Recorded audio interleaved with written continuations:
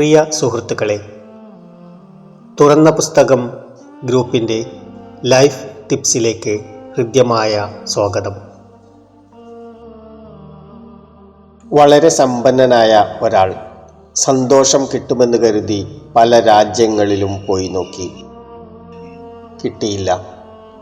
ലഹരി വസ്തുക്കൾ, സ്ത്രീകൾ എന്നിവയുടെ പിന്നാലെ പോയി നോക്കി.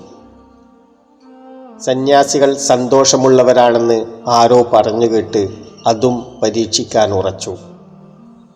വീട്ടിലുള്ള രത്നങ്ങളും മുത്തുകളും സ്വർണവുമെല്ലാം ഒരു ഭാണ്ഡത്തിൽ കെട്ടി കൂടെ എടുത്തു. ഒരു സന്യാസി ശ്രേഷ്ഠന്റെ പാദങ്ങളിൽ ആ വലിയ ഭാണ്ഡം സമർപ്പിച്ചു പറഞ്ഞു, ഇതെല്ലാം അങ്ങെടുത്തോളൂ, എനിക്കിതൊന്നും ആവശ്യമില്ല. ആനന്ദവും ശാന്തിയും ലഭിച്ചാൽ മാത്രം മതി. സന്യാസി വര്യൻ ധനികന്റെ വാക്കുകളൊന്നും ശ്രദ്ധിച്ചില്ല. ഭാണ്ഡമെടുത്ത് തുറന്നു നോക്കി. കണ്ണഞ്ചിപ്പിക്കുന്ന രത്നങ്ങൾ, വിലമതിക്കാനാവാത്ത മുത്തുകൾ. സന്യാസി അവയെ വീണ്ടും ഭാണ്ഡമാക്കി തലയിൽ വെച്ച് ഓടാൻ തുടങ്ങി. ധനികൻ നടുങ്ങിപ്പോയി. കഷ്ടം, കള്ളസന്യാസിയാണെന്നറിയാതെ ഇത്രയും സമ്പത്ത് അയാൾക്ക് നൽകിയല്ലോ എന്ന് ഖേദിച്ചു. അത് കോപമായി മാറി. ധനികൻ സന്യാസിയുടെ പിന്നാലെ ഓടാൻ തുടങ്ങി. സന്യാസിയെപ്പോലെ ഓടാൻ അയാൾക്കാവുന്നില്ല.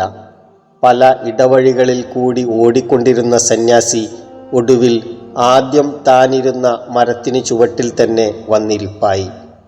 പിന്നാലെ ഓടിത്തളർന്ന ധനികനും അവിടെ എത്തിച്ചേർന്നു. സന്യാസി അയാളോട് പറഞ്ഞു, ഇതാ നിങ്ങളുടെ ഭാണ്ഡം, ഇതെടുത്ത് പൊയ്ക്കോളൂ. വല്ലാതെ ഭയന്നുപോയി അല്ലേ എന്ന്. നഷ്ടപ്പെട്ടു എന്ന് കരുതിയ സമ്പത്തെല്ലാം തിരിച്ചു കിട്ടിയപ്പോൾ ആ ധനികനുണ്ടായ സന്തോഷത്തിന് അതിരില്ലായിരുന്നു. അപ്പോൾ സന്യാസി ഉപദേശിച്ചു, ഇവിടെ വരുന്നതിന് മുമ്പും ഈ സമ്പത്തെല്ലാം നിങ്ങളുടെ കയ്യിലുണ്ടായിരുന്നു. അപ്പോഴൊന്നും നിങ്ങൾക്ക് സന്തോഷം തോന്നിയില്ല. ഇപ്പോഴും അതേ സമ്പത്താണ് നിങ്ങളുടെ കയ്യിലുള്ളത്. പക്ഷേ നിങ്ങൾക്കിപ്പോൾ എന്തൊരു സന്തോഷം! ഇതിൽ നിന്നും ഒരു സത്യം നിങ്ങൾ മനസ്സിലാക്കണം. പുറത്തല്ല സന്തോഷം തേടേണ്ടത്, നമ്മുടെ ഉള്ളിൽ തന്നെയാണ് അത് ഉള്ളത്. ആ ധനികനെ പോലെയാണ് നമ്മിൽ പലരും. സന്തോഷത്തിന് വേണ്ടി നമ്മൾ മറ്റുള്ളവരെ ആശ്രയിക്കുന്നത് ഇതുകൊണ്ടാണ്. മേലുദ്യോഗസ്ഥൻ സഭാഷ്, നീ നന്നായി ജോലി ചെയ്യുന്നു എന്ന് പുകഴ്ത്തിയാൽ നാം സന്തോഷത്തിൽ മുഴുകും.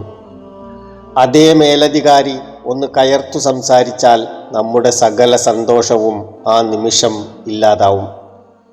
ബോധം കെടും വരെ മദ്യപിച്ച ഒരാൾ തെരുവിൽ വീണുകിടന്നു. കുസൃതിക്കാരനായ ഒരു സുഹൃത്ത് ഇത് കണ്ട്, നിങ്ങളുടെ ഭാര്യ ഇന്ന് വൈകുന്നേരം വിധവയായി എന്ന് ആ മദ്യപനോട് പറഞ്ഞു.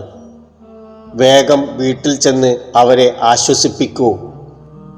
ഇത് കേട്ടതോടെ ആ കുടിയൻ ഉറക്കെ കരഞ്ഞുകൊണ്ട്, എൻ്റെ ഭാര്യ വിധവയായല്ലോ എന്നും പറഞ്ഞ് ഉറക്കെ കരയാൻ തുടങ്ങി.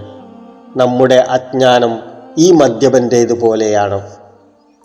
നമ്മുടെ എല്ലാവരുടെയും ഉള്ളിൽ ഇങ്ങനെ ഒരു മദ്യപൻ അഥവാ അജ്ഞാനം ഉണ്ട്.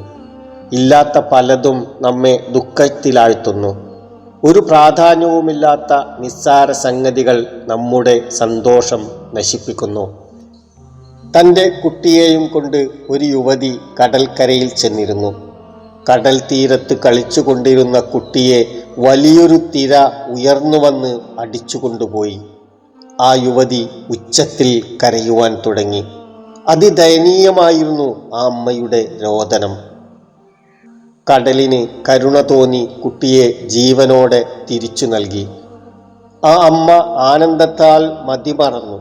കുട്ടിയെ വാരിയെടുത്ത് ഉമ്മ വെച്ചു. യാദൃച്ഛയാ കുട്ടിയുടെ കാലിൽ അവരുടെ ദൃഷ്ടി പതിഞ്ഞു. ഉടനെ സകല ആനന്ദവും പറന്നുപോയി. അയ്യോ, ചെരുപ്പ് കാണാനില്ലല്ലോ, അവൾ വീണ്ടും വിലപിച്ചു. ഇതിലും ഒരു പടി മീതെ ഒരു കൂട്ടരുണ്ട്.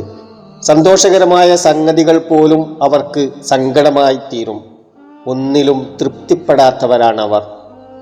ഒരു കൃഷിക്കാരനുണ്ടായിരുന്നു. തക്കാളിപ്പഴം സമൃദ്ധമായുണ്ടാവുന്ന കാലത്ത് അയാളുടെ തക്കാളിത്തോട്ടത്തിലും നല്ല വിളവുണ്ടായി. അപ്പോഴും കൃഷിക്കാരനു സങ്കടം. ഇത് കണ്ട് ഒരാൾ ചോദിച്ചു, എന്താ സങ്കടം? തോട്ടത്തിൽ നല്ല വിളവുണ്ട്, പിന്നെ സങ്കടപ്പെടാൻ എന്താണ് കാരണം? കൃഷിക്കാരൻ പറഞ്ഞു, ഇക്കാലത്ത് ചീഞ്ഞ തക്കാളികൾ പറിച്ചെടുത്ത് പന്നികൾക്ക് കൊടുക്കുകയാണ് പതിവ്.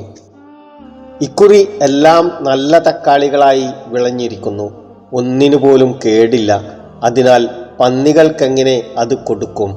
അവയ്ക്കെന്താണ് തിന്നാൻ കൊടുക്കുക എന്ന ചിന്തയാണ് എനിക്ക്.